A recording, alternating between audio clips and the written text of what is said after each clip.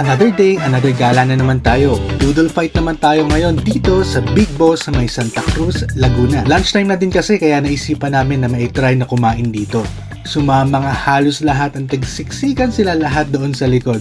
Nagkasya naman kaming 10 dito sa sasakyan. Pagdating namin dito sa Big Boss, dito nga ako nagpark sa tapat ng 7-Eleven. Syempre, bili muna ng kahit ano para ako makapag-park. Bumili ako ng 1.5 liter na Coke at saktong-sakto ito para sa aming doodle fight.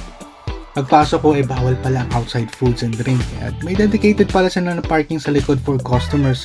So, ayun, lipat lang ako ng parking saglit at mas okay nga ang parking nila dito. Mas safe ang sasakyan. Malawak at alfresco ang setup dito sa Big Boss. Mahaba ang table, talagang ready to accompany big groups. Buti na lang at inagahan namin ang punta at before lunch ay may table na at ready to fight na. Nagantay pa nga kami ng around 15 minutes kahit na nag-advance order kami kaya talagang gutom na gutom kami before dumating yung food. Ang in-order nga pala namin ay isang small budol at isang mini-e. Ito ang kasabay namin, parang buong barangay ang papakainin. 100 pieces na barbecue at Shanghai, 60 pieces na liempo at inasal at kung ano-ano pa. At ito na nga, the moment we are all waiting for. Tara, budol fight tayo! Pakinggan nyo to. Bakit? Trip lang.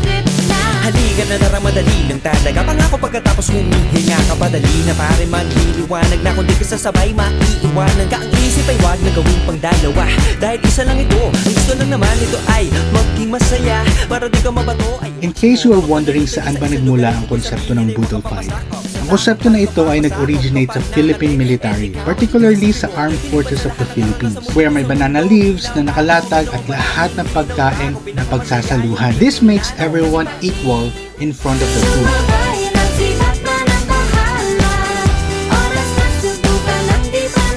Talagang busog na busog kami nung kumain kami dito. Masarap ang pagkain at very generous ang servings nila. Kaya sa susunod na gala natin, ingat!